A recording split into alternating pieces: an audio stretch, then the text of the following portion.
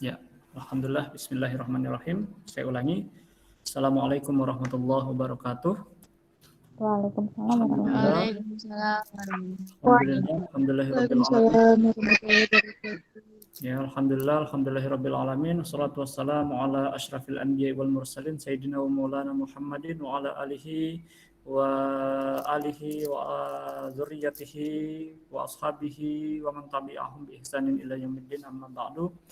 Baik teman-teman, saya akan menyampaikan untuk perkuliahan kita hari ini materi tentang takhrid, yaitu takhrid metode ketiga, takhrid melalui periwayat yang paling tinggi, periwayat pertama, atau takhrid melalui jalur sahabat. Nah, apa saja kitab-kitabnya yang kita pelajari ini, bagaimana saja penyusunan kitab yang ada dalam kitab takhrid itu, kemudian apa kekurangan dan kelebihan dari metode ini akan kita bahas pada mata kuliah takhrid pertemuan ke-8 ini insyaallah. Oke, baik teman-teman, kita mulai perkuliahan kita dengan membaca basmalah. Oke, baik, sudah kelihatan slide-nya? Sudah, Pak. Ya. Sudah. Kalau misalkan slide-nya tidak jelas atau suara saya kurang nyaring, tolong konfirmasi ya. Oke teman-teman, perkuliahan kita hari ini kita akan membahas tentang metode takhrid. Perkuliahan takhridnya, metode takhrid yang ketiga, yaitu takhrid dengan jalan mengetahui sahabat periwayat hadis, atau kita melihat takhrid melalui periwayat pertama. Nah, periwayat pertama itu kan dari jalur sahabat, atau kalau dalam istilah ilmu hadisnya itu rawi a'la, riwayat yang paling tinggi, periwayat yang paling tinggi. Kalau rawi adna itu periwayat yang paling rendah, itu musannif. Nah, musannif itu orang periwayat hadis yang mengumpulkan hadis kemudian dibukukan. Nah, seperti Imam Bukhari, Imam Muslim, Imam An-Nasa'i, Imam Tirmidzi, itu namanya musannif.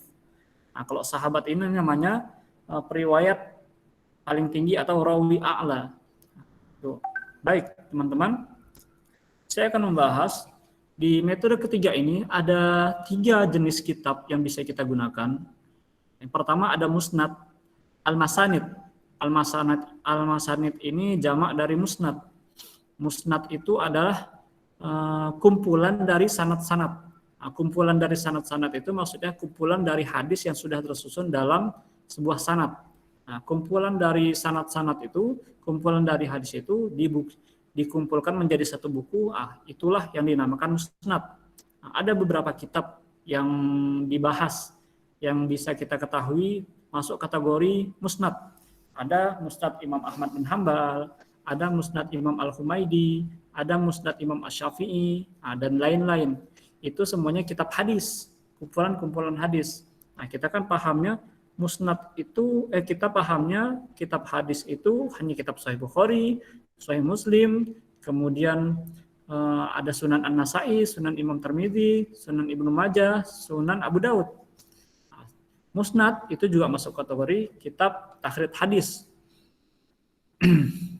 Nah, selain dia kitab takhrid hadis, dia juga masuk kategori kitab referensi hadis. Nah, kitab referensi hadis itu kitab yang pertama. Jadi musnad ini, al-masanid ini bukan satu buku. Musnad ini atau masanid ini, jamaknya masanid, ini adalah ada beberapa buku. Nama kumpulan dari berbagai macam kitab hadis, kitab musnad, namanya al-masanid. Nah, demikian. Nah, itu kitab yang pertama, jenis kitab yang pertama yang bisa kita gunakan dalam melakukan takhrid metode yang ketiga, yaitu takhrid melalui lafadz pertama dari hadis. Takhrid melalui riwayat pertama dari hadis atau dari jalur sahabat. Itu yang pertama. Yang kedua, kitab yang bisa kita gunakan adalah al-ma'ajim. Ma'ajim itu adalah jamak dari mu'jam. Mu'jam. Mu'jam ini berbagai macam kitab hadis yang disusun menjadi kitab. Nanti apa perbedaan musnad, mu'jam, nanti akan kita jelaskan. Mu'jam ini pokoknya yang penting dia adalah kumpulan dari berbagai hadis yang sudah dijadikan buku, hampir mirip dengan musnad. Nanti kita akan jelaskan apa perbedaannya secara rinci. Yang ketiga, ada kitab Al-Atraf. Atraf ini jamak dari torfun. Torfun. Ini atraf. Atraf ini juga sama, dia kumpulan dari hadis-hadis yang dikumpulkan menjadi suatu kitab. Jadilah kitab Atraf. Tapi ingat, Mu'jam, Atraf ini adalah kitab takhrid, bukan kitab untuk melihat hadis, bukan kitab utama referensi hadis. Bukan kitab utama referensi hadis. Jadi ini adalah kitab-kitab hadis. Mu'jam, musnad itu nanti banyak macam-macamnya. Kemudian jenis mu'jam ini banyak macam-macamnya. Atraf atau torfun ini banyak macam-macamnya. Demikian. Bentar teman-teman, ada teman kita yang bergabung. Oke, baik. Ya, sampai di sini bisa dipahami ya. Beberapa jenis kitab yang bisa kita gunakan untuk melakukan takhrid dari metode yang pertama. Bisa ya? Ya. Baik, kita lanjutkan. Slide berikutnya. Nah, musnad. Apa itu musnad? Tadi sudah kita sampaikan. Musnad itu adalah kitab-kitab hadis yang disusun oleh pengarangnya. Pengarangnya siapa? Pengarangnya itu adalah musannif. Pengarangnya adalah periwayat hadis atau mukharrid hadis. Musannif itu orang yang mengumpulkan hadis ke dalam satu kitab. Itu namanya musannif. Periwayat terakhir yang mengumpulkan hadis ke dalam kitab itu namanya musannif. Yang membukukan hadis tersebut. Atau istilah lainnya mukharrid. Mukharrid orang yang mengeluarkan hadis, mengeluarkan ini kan mata kuliah kita kan takhrid. Mengeluarkan itu artinya bukan mengeluarkan dari buku atau dari suatu tempat ke tempat yang lain, tapi mengeluarkan itu adalah mengumpulkan. Namanya mukharrid, orangnya disebut mukharrid.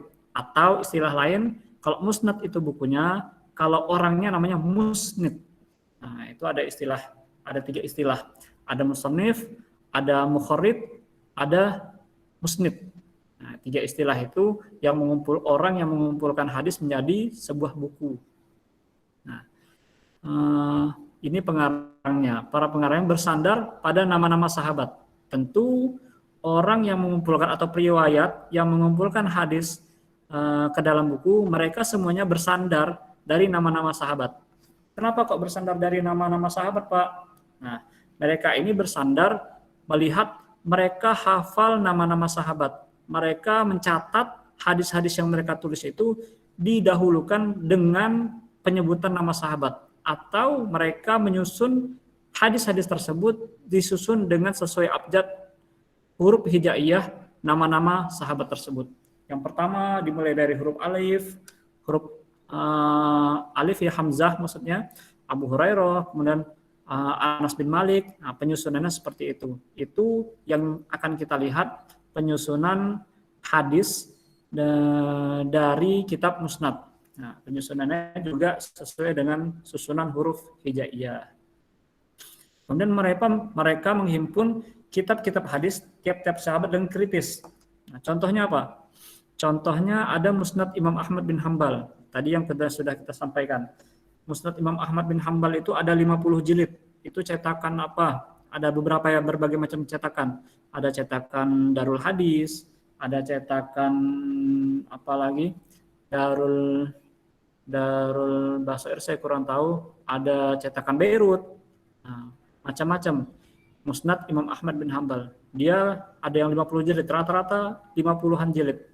Kitab hadis Musnad Imam Ahmad bin Hambal ini. Jadi kalau kita ingin tahu hadis secara lengkap, ada hadis Sahih Bukhari, Sahih Muslim, hadis dari Kutubus Sittah itu, kalau kita ingin lihat itu semuanya terangkum dalam kitab Musnad Imam Ahmad bin Hambal.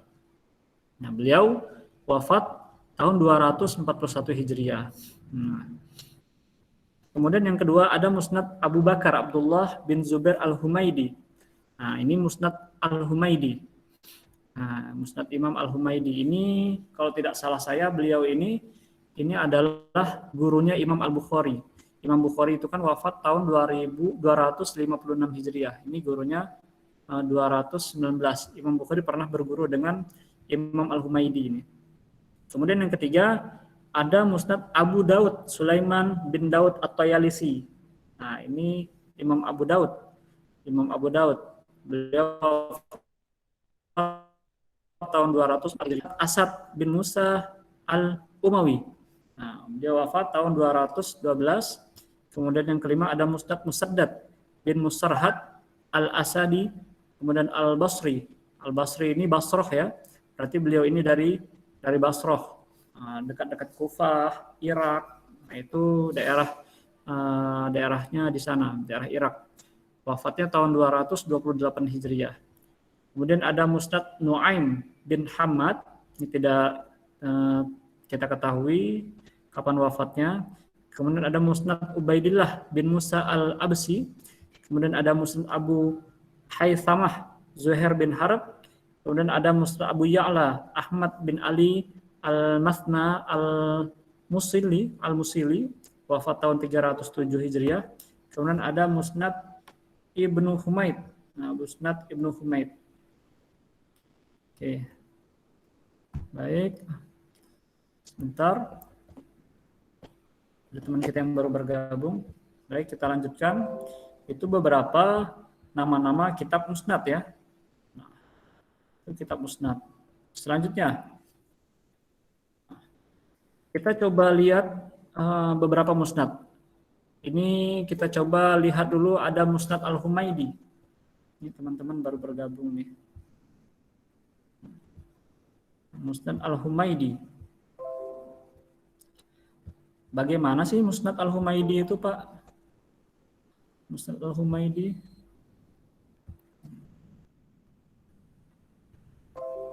Oke, baik. Musnad Al-Humaidi. Nah, tahu ya tadi ya teman-temannya Musnad itu apa? Musnad itu adalah buku atau kitab kumpulan-kumpulan dari hadis Nabi Shallallahu Alaihi Wasallam. Nah, dari Sahih Bukhari, dari Sahih Muslim, dari Sunan An-Nasai, semuanya dikumpulkan ke dalam kitab ini. Oke, baik. Kita coba cari tahu salah satu atau salah dua nanti dari musnad, kitab musnad, bagaimana isinya, bagaimana penyusunannya, kemudian detailnya seperti apa, kita coba lihat dari Musnad Al-Humaidi saja dulu. Musnad Al-Humaidi ini dikarang, pengarang kita Musnad Al-Humaidi yaitu pengarang kitab Musnad Al-Humaidi maksudnya ya, yaitu Al-Hafidh Al-Kabir. Beliau seorang hafidh Abu Bakar Abdullah bin Zubair Al-Humaidi. Nah, beliau ini adalah gurunya Imam Al-Bukhari rahimahullah. Nah, kitab ini berisi kurang lebih ada 1.300 hadis berdasar pada nomor naskah yang tercetak. Nah, jadi dalam kitab Musnad itu ada sekitar 1.300 hadis. Nah, kalau Imam Bukhari, kalau Sahih Bukhari itu kan hadisnya sekitar 7.275 hadis. 7.275 hadis. Nah, kalau misalkan ini sekitar 1.300 saja. Kemudian kitabnya ini tersusun berdasarkan musnad-musnad para sahabat. Artinya, teman-teman, yang ingin saya tekankan, penyusunan kitab musnad ini disusun hadisnya itu sesuai dengan periwayatan para sahabat. Misalnya hadis yang diriwayatkan Abu Hurairah, semuanya hadis yang diriwayatkan oleh Abu Hurairah itu disusun pada bab itu. Kemudian selanjutnya sahabat Anas bin Malik. Jadi penyusunan atau kumpulan dari hadis yang diriwayatkan oleh sahabat Anas bin Malik semuanya disusun pada bab itu.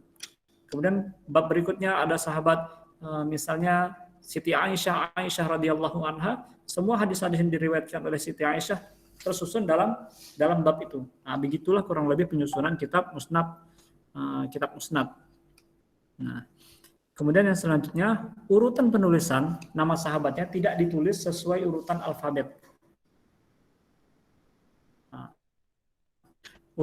urutan kalau misalkan kita Musnad Al-Humaidi khusus ya, Musnad Al-Humaidi, urutan penulisan nama-nama sahabatnya tidak ditulis sesuai urutan alfabet, akan tetapi disusun dengan cara lain, dengan dimulai dari sahabat Abu Bakar As-Siddiq. Nah, disusun di awal itu susunan Khulafaur Rasyidin dulu, Abu Bakar As-Siddiq radhiyallahu anhu, kemudian berdasarkan historisnya, berdasarkan dengan sejarahnya, kemudian musnad 10 sahabat pertama yang diberikan kabar gembira masuk surga selain Tolhah dan Ubaidillah.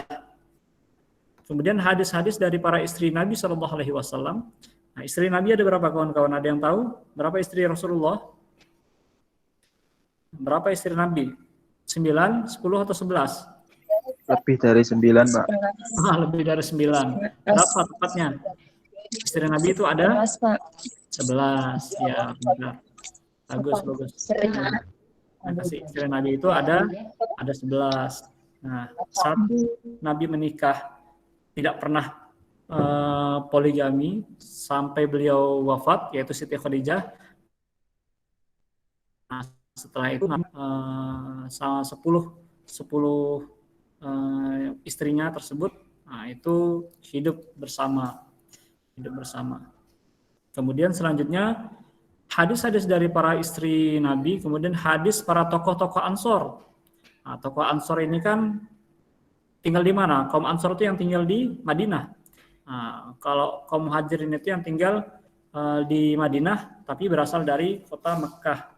Nah, ini hadis-hadis tokoh-tokoh Ansor dimasukkan oleh Imam Al-Humaidi dalam kitab musnadnya. Kemudian musnad sahabat-sahabat lainnya. Nah, sahabat itu banyak ya, tidak hanya yang kita ketahui, bukan hanya ada Khulafaur Rasyidin, ada istri Nabi, kemudian ada Abu Hurairah, ada sahabat Anas bin Malik, banyak sahabat.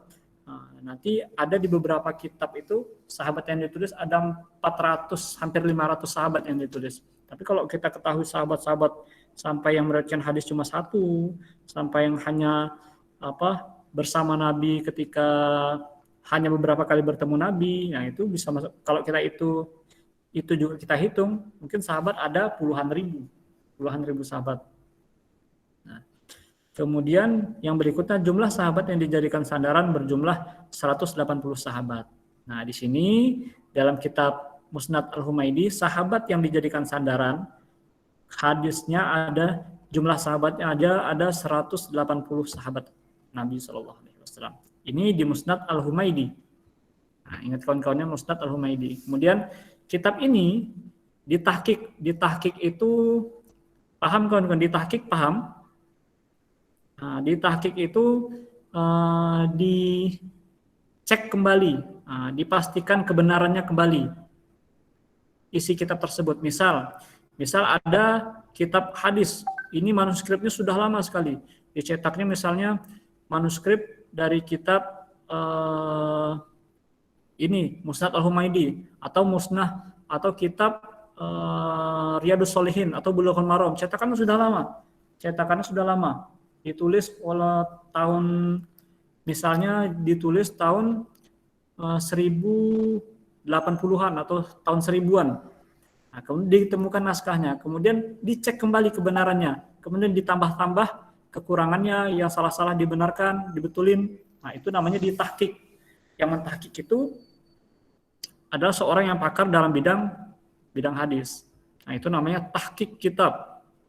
Tahqiq. Nah, oleh Syekh, siapa yang mentahqiq kitab Musnad Al-Humaidi ini? Yaitu Syekh Habibur Rahman Al-A'zami. Nah, dengan pemberian nomor hadis. Jadi awalnya kitab Musnad Al-Humaidi itu tidak ada nomor hadisnya. Setelah ditahqiq oleh Syekh Habibur Rahman Al-A'zami, beliau memberikan nomor hadis. Nah, disusun berdasarkan bab-bab. Disusun. Kitab ini terbit 2 kali. Pertama dicetak pada tahun 1382 Hijriah. Kedua dicetak tahun 1383 Hijriah. Nah, hanya 2 kali dicetak. Jadi langka, kitabnya langka ya.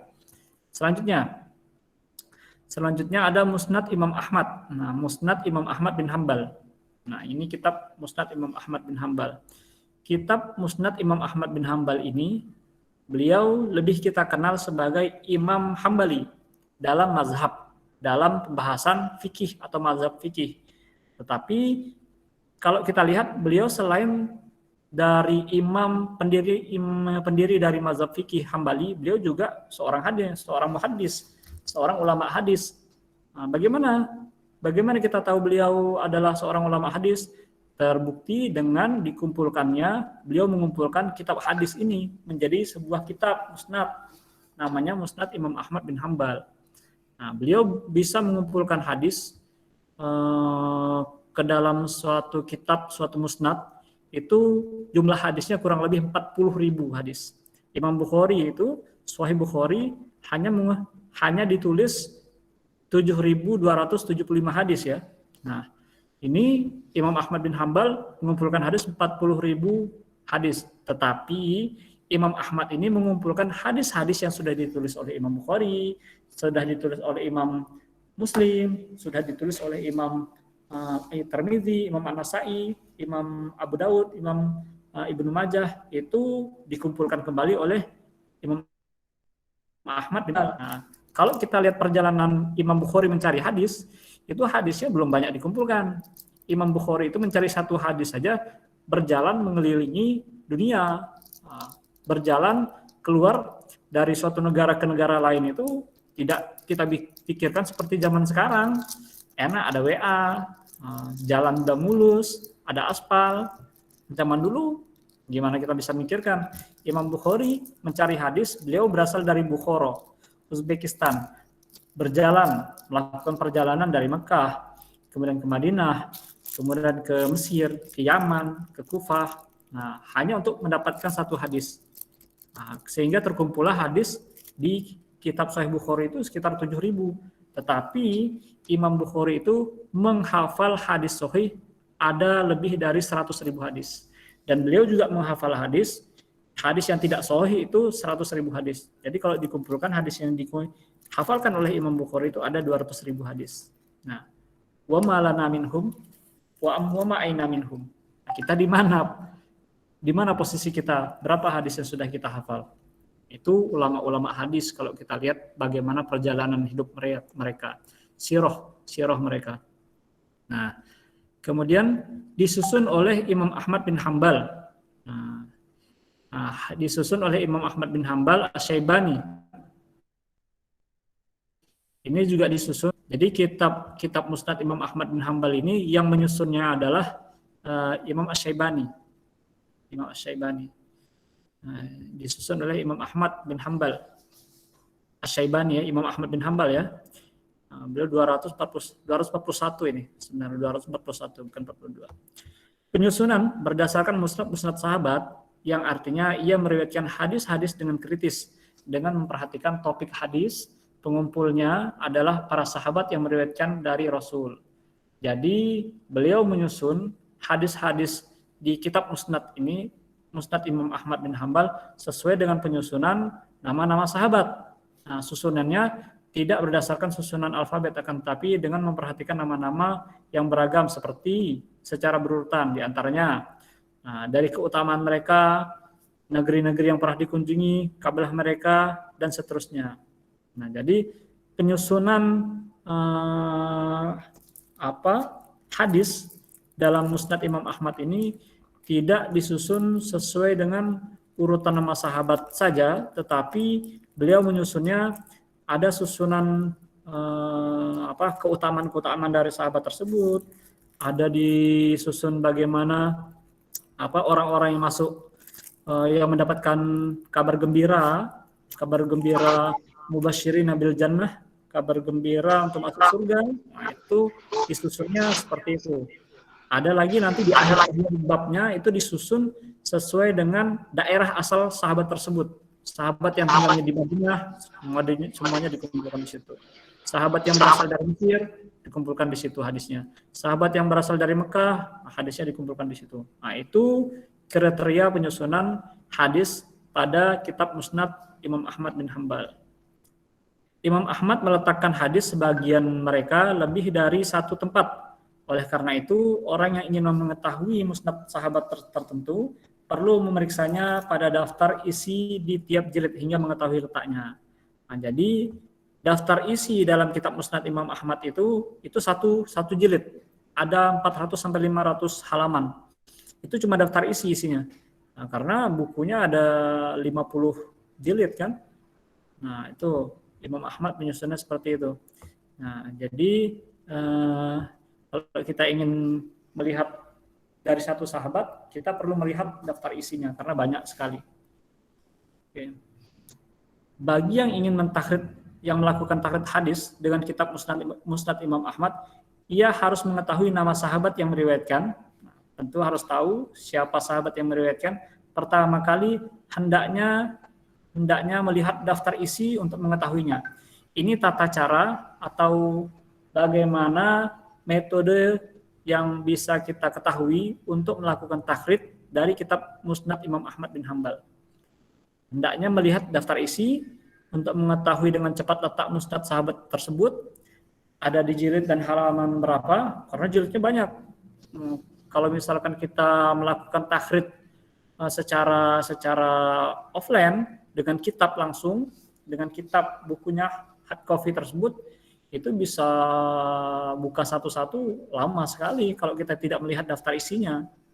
Nah, kemudian ia merujuk pada musnad itu hingga sampai menemukan hadis yang dimaksud. Nah, setelah ada lihat daftar isi, ada di halaman berapa, siapa nama periwayatnya, nah, baru kita buka hadisnya. Jika betul hadis tersebut diriwayatkan Imam Ahmad pada musnadnya, nah, jadi dan dipastikan juga hadis ini diriwayatkan oleh Imam Ahmad bin Hanbal. Kalau misalkan hadis tersebut tidak diriwayatkan oleh Imam Ahmad bin Hanbal, tentu kita tidak bisa menemukan hadis itu. Nah, kita harus pastikan dulu yang meriwayatkan hadis ini Imam Ahmad juga termasuk di dalamnya.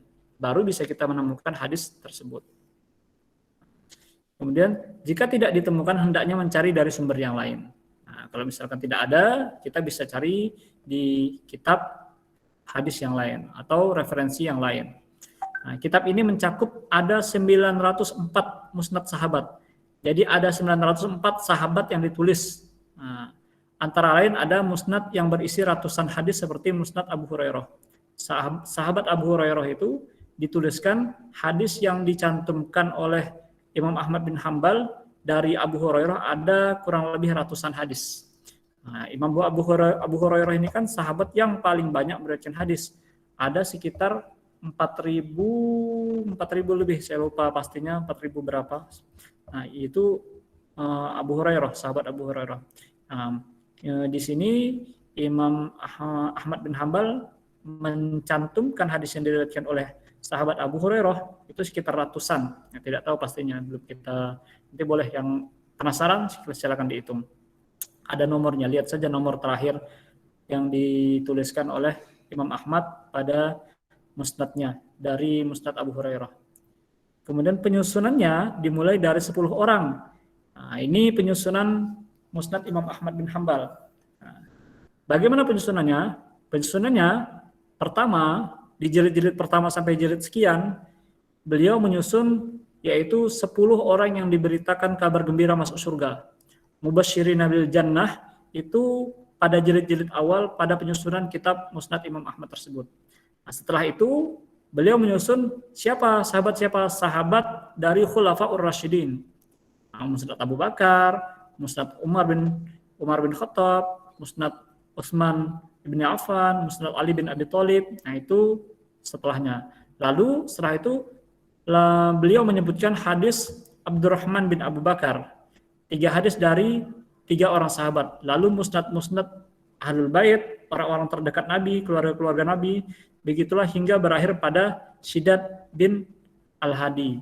Nah, beliau juga nanti di akhir-akhir kitabnya itu, di akhir-akhir jilidnya, jilid-jilid ke 20-an atau 30-an, beliau menulis sahabat sesuai dengan daerah asalnya. Nah, itu dia. Nah, kurang lebih seperti ini.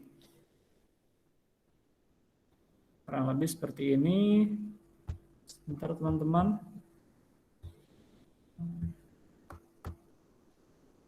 Oke, baik.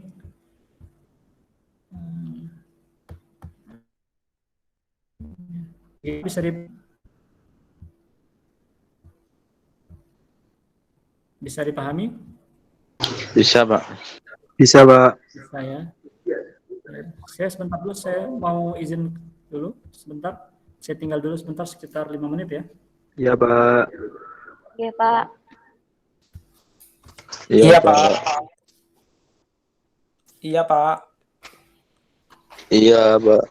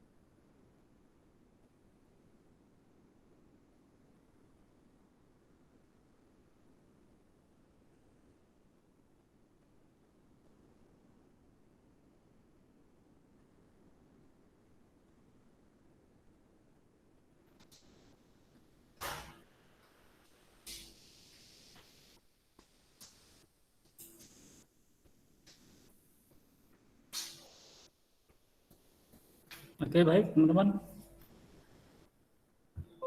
Kita kembali lagi. Ya, sampai di mana tadi? Ahmad bin Hambal. Sampai ini atau ini ya? Ini udah belum?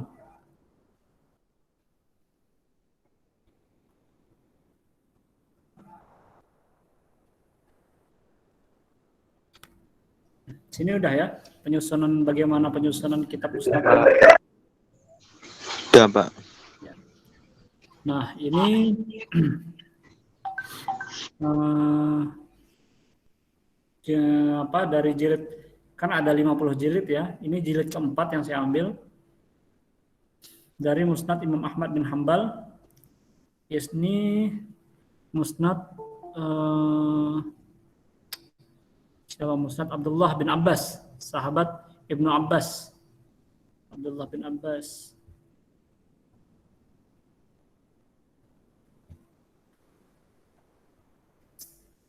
Abdullah bin Abbas.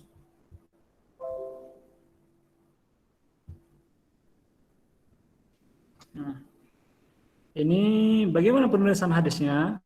Nah, bagaimana bentuk penulisan musnadnya? Nah, jadi kita lihat dulu. Kalau kita ingin cari hadis tersebut, kita harus tahu dulu hadis ini siapa sahabat yang meriwayatkan hadis tersebut. Nah, setelah kita tahu siapa sahabat yang meriwayatkan hadis tersebut, baru kita cari. Baru kita buka hadis tersebut, buka daftar isi hadis yang diriwayatkan oleh sahabat. Misalnya di sini kan kita ingin mencari hadis yang diriwayatkan oleh sahabat Anas bin Malik. Bunyi hadisnya gimana? Bunyi hadisnya qala Rasulullah sallallahu alaihi wasallam, "Idza ramaitumul jamrata faqad halal lakum kulla syai'in illa an-nisaa." Faqala rajulun wat-tayyibu faqala Ibnu Abbas, "Amma ana faqad ra'aitu Rasulullah sallallahu alaihi wasallam yudammiqu ra'sahu bisukki afatibun dzalika amla." Nah, ini pertanyaan. Hadis berupa pertanyaan disampaikan oleh sahabat Anas bin Malik. Jadi, kita tidak perlu tahu bagaimana bentuk awal hadisnya. Kita hanya perlu tahu hadis ini diriwayatkan oleh sahabat siapa, kemudian bunyi hadisnya gimana, potongan hadisnya gimana. Nah, baru kita bisa melakukan takhrij dengan menggunakan metode yang ketiga ini. Begitu teman-teman. Nah, jadi teman-teman kita perlu tahu siapa sahabat yang meriwayatkan hadis ini. Nah, nanti baru kita dapat di sini ada beberapa keterangan. Keterangan hadisnya, apa kedudukan hadisnya di sini. Kedudukan hadisnya. Itu yang pertama. Yang kedua, itu hadis yang pertama. Yang kedua, kita akan melihat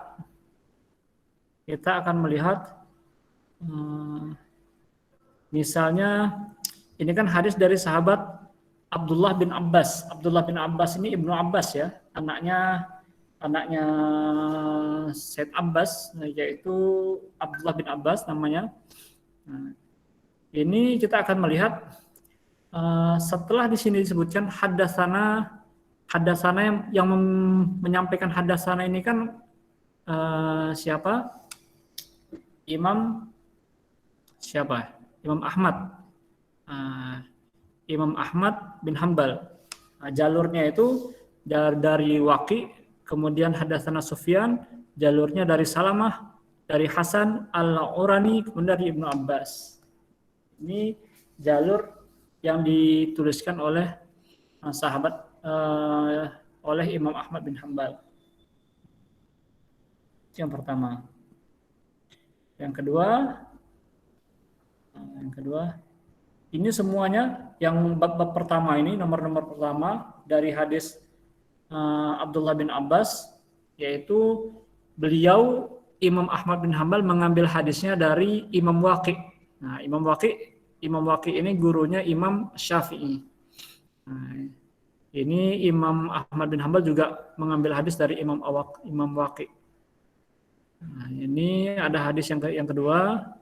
Haddatsana Waqi, haddatsana Sufyan, an Jabir, an Amir, an Ibni Abbas. Qala ihtajaman Nabi sallallahu alaihi wasallam fil akhada'aini wa baina katifaini. Ini Rasulullah sallallahu alaihi wasallam. Nah, hadis yang berikutnya sampai yang terakhir. Nah, ini pokoknya yang kita lihat ini Imam Ahmad itu menuliskan penyusunannya itu setelah penyusunan sahabat, beliau ngambil dari guru siapa. Nah, gurunya, tapi itu tidak perlu banyak diperhatikan. Yang paling penting itu teman-teman memperhatikan siapa sahabat yang meriwayatkan hadis ini. Itu yang paling penting. Begitu ya. Itu Musnad Imam Ahmad bin Hambal. Yang kedua, sebelum saya masuk yang kedua, sudah paham ya? Yang pertama, Musnad sudah bisa dipahami? Kita lanjut dulu. Kita lanjut dulu atau gimana? Kita lanjut dulu aja ya. Oke. Nah, kawan-kawan nggak usah malu kalau untuk merespon, Pak, interupsi Pak, ada yang ingin saya tanyakan, saya masih ragu. Nah, itu nggak apa-apa, silakan. Kita santai aja.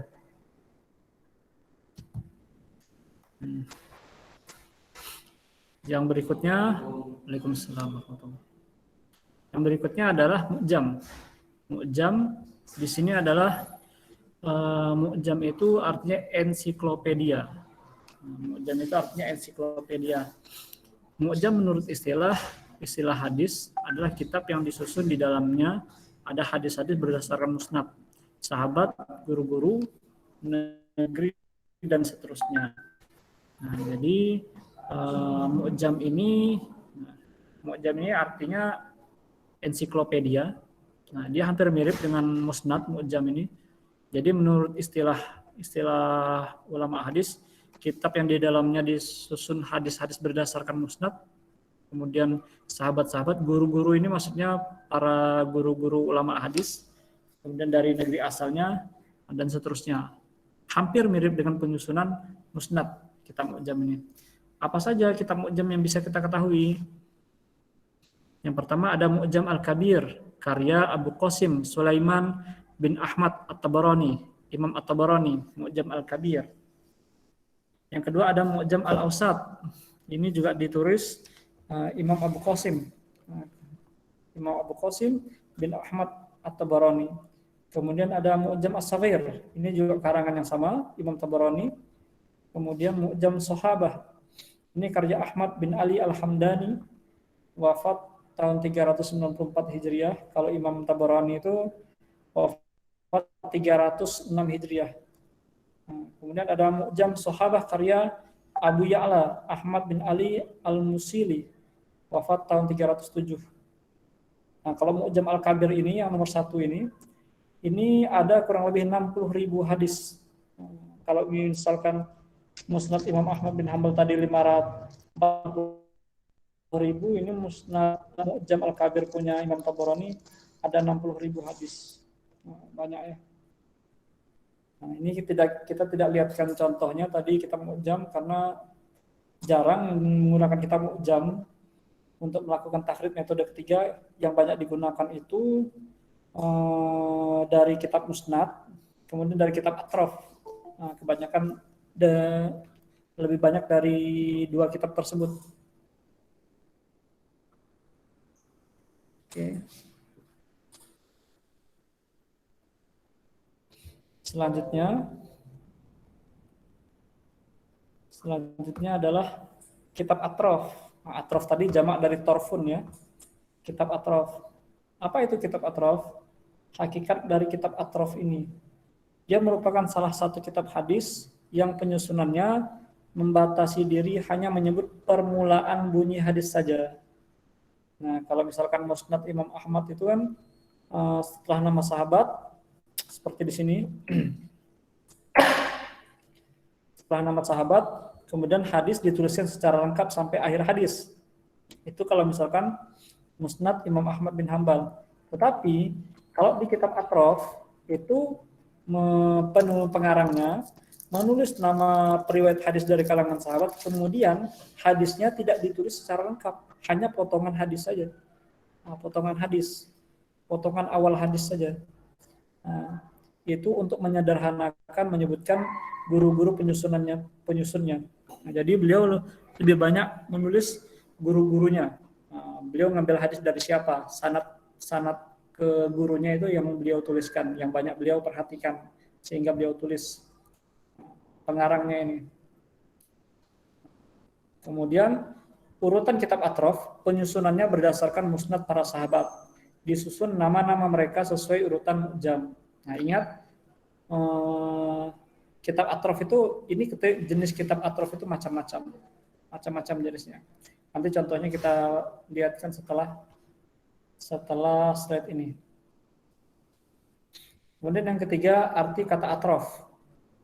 Atrof itu bentuk jamak dari kata torfun, torof, berarti bagian dari matan hadis yang menunjukkan kata-kata berikutnya. Torof itu artinya ujung. Ujung itu awal hadis itu kan ujung. Nah, berarti di sini kita melihat yang dicatat oleh penulis kitab Atrof itu lebih banyak mengambil ujung-ujung dari awal-awal hadis saja. Makanya kitabnya dinamakan Torfun Atrof, jamaknya Atrof. Seperti hadis al-imanu bid'un wa sab'ina firqatan. Cuma ditulis di sana riwayat sahabat siapa, kemudian al-iman bid'un, ini saja. Kemudian selanjutnya bisa dilihat dari kitab hadis yang lain. Kullukum ra'in wa kullukum mas'ulun an ra'iyatihi. Nah, ini cuma ditulis singkat saja, potongannya saja. Atau bunyal islamu ala khamsin, syahadati alla ilaha illallah wa anna muhammadar rasulullah. Nah, juga ditulis sepotong di awal hadis saja. Nah, ini di antara jumlah kitab atrof.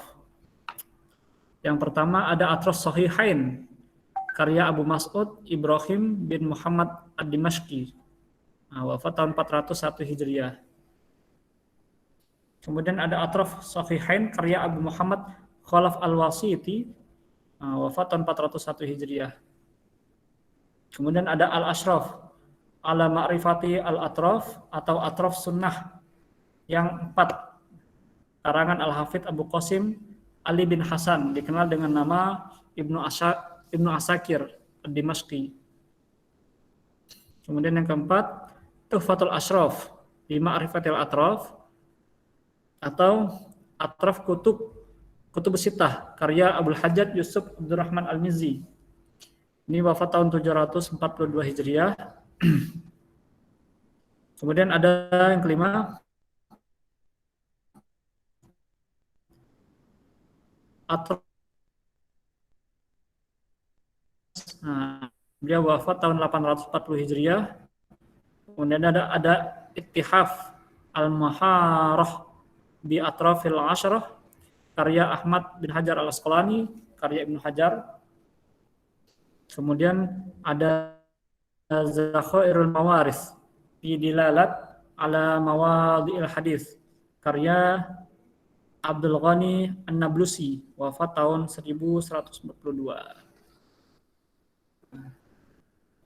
Ini manfaat kitab Atrof. Untuk mengetahui sanad-sanad hadis yang beragam dan yang terkumpul pada satu tempat berikutnya, mengetahui apakah suatu hadis itu gharib, aziz atau masyhur. Nah, manfaatnya itu kita bisa tahu, oh hukum hadis ini ternyata hadisnya gharib. Nah, ternyata hadisnya hasan atau masyhur. Nah, ini manfaat dari kitab Atrof tersebut. Yang kedua, mengetahui pengarang kitab-kitab pokok hadis yang pernah mentakrid, yang melakukan takrid, dan bab yang telah melakukan yang mereka takrid. Nah, kita tahu ini hadisnya siapa yang melakukannya, yang melakukan takridnya, kemudian dia ada di bab apa. Nah, kita akan tahu itu manfaat dari kitab Atrof. Yang ketiga, mengetahui bilangan hadis-hadis tiap sahabat yang terdapat pada kitab-kitab yang digunakan pada kitab Atrof. Nah, kita juga tahu hadis-hadis dari sahabat dari kitab Atrof, ada berapa sahabat ini meriwayatkan hadis, karena di sana ditulis misalnya sahabat Anas bin Malik meriwayatkan hadis dari nomor 1 sampai nomor akhir. Nah, kita tahu dari nomor akhir itu kita bisa tahu, oh berarti sahabat Anas bin Malik meriwayatkan hadis sekian dari periwayatan yang ditulis oleh imam yang menulis kitab Atrof tadi. Salah satunya Imam Al-Mizzi, ya, Imam Al-Mizzi yang nomor 4 ini. Nah, ini akan kita lihat Tuhfatul Ashraf bima Arifatul Atrof atau Atroful Kutubus Sittah.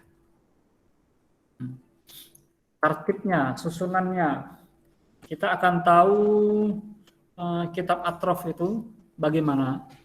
Kitab Atrof. Nah, ini kita akan lihat kitab Tuhfatul Ashraf.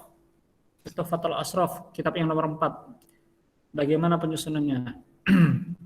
Nah, Tuhfatul Ashraf atau kitab Atraf yang keempat tadi, itu jumlah riwayat dari kalangan sahabat yang dituliskan dalam kitab itu ada 986 sahabat. Nah, ada Sittah wa Thamanina wa Tis'omi'ah sahabatan.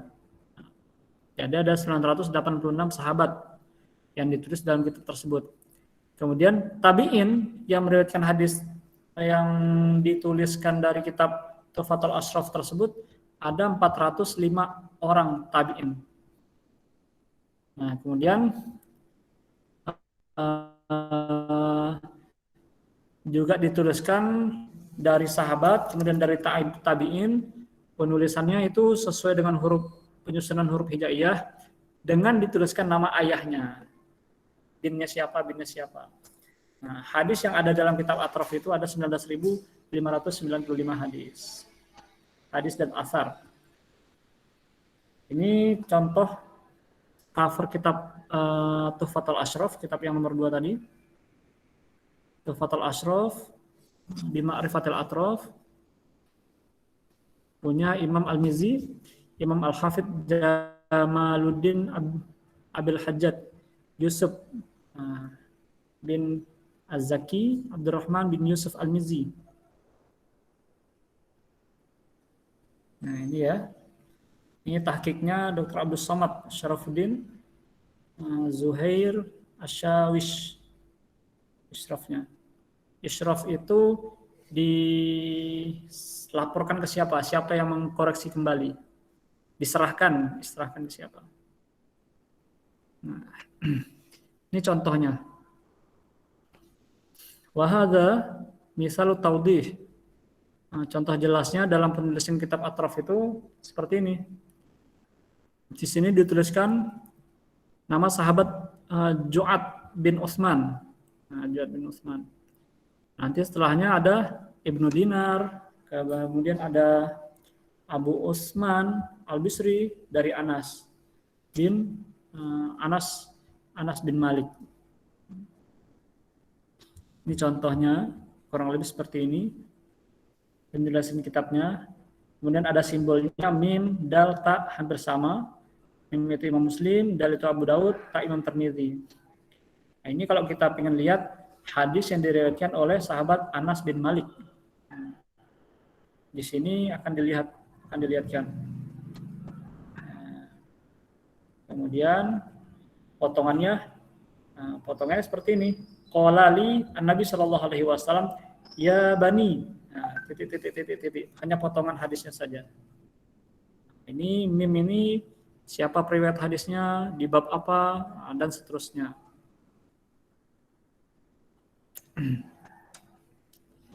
Nah, ini contoh bentuk hasil takhrijnya. Nanti seperti ini. Siapa sahabat yang memberikan, kemudian simbol yang ada dalam sahabat itu, siapa maksudnya siapa, kemudian ada di bab apa, ada di kitab apa, semuanya dituliskan pada kitab Atraf tersebut, dijelaskan dalam kitab Atraf tersebut. Kurang lebih seperti ini. Akhrajahu Imam Muslim, kalau mim tadi Imam Muslim, Abu Daud, dal tadi Imam Abu Daud, ta itu Imam Tirmidzi. Nah, itu dijelaskan. Dan dijelaskan juga pada bab apa dan kitab apa jika kita ingin merujuk sumber aslinya. Nah, ini kurang lebih contohnya Anas bin Malik. Ini jilid ke berapa ini? Jilid ke, saya tidak kata jilid ke berapa. Yang jelas ini hadis yang diriwayatkan oleh sahabat Anas bin Malik. Anas bin Malik di sini disebutkan nama ayahnya bin Nadhr bin Domdom bin Zaid. Nah, karena nama sahabat itu kadang ada yang sama, yang membedakan adalah dia anak siapa, binnya bin siapa. Nah, itu yang perlu kita lihat nanti. Nah, ini hadisnya Abanu bin Shalih bin Umair Al-Madani an Anas. Ini sahabat apa maksudnya? tabiinnya Abanu, kemudian Abanu bin Soleh bin Umar Al-Madani dan seterusnya. Nah, ini Imam Al-Mizi itu ngambil dari siapa? Maksudnya bukan Imam Al-Mizi ya. Siapa? Imam Mukhorid hadisnya, musannif hadisnya itu mengambil dari siapa? Itu dijelaskan di sini. Kalau di sini kan ditulis tak Imam Tirmidzi, berarti Imam Tirmidzi itu mengambil dari Abanu bin Soleh. Atau di sini juga ditulis Imam Muslim, berarti Imam Muslim juga mengambil dari Aban, dari jalur yang sama,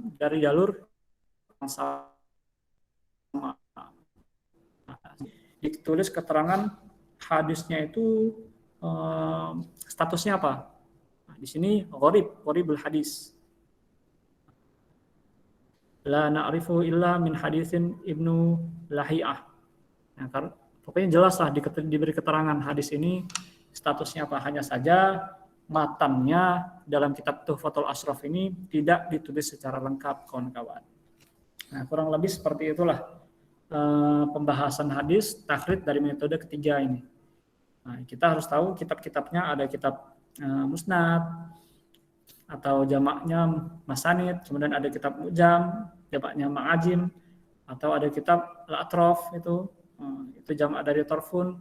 Nah, itu beberapa kitab yang bisa kita gunakan untuk melakukan takhrid dari metode yang ketiga.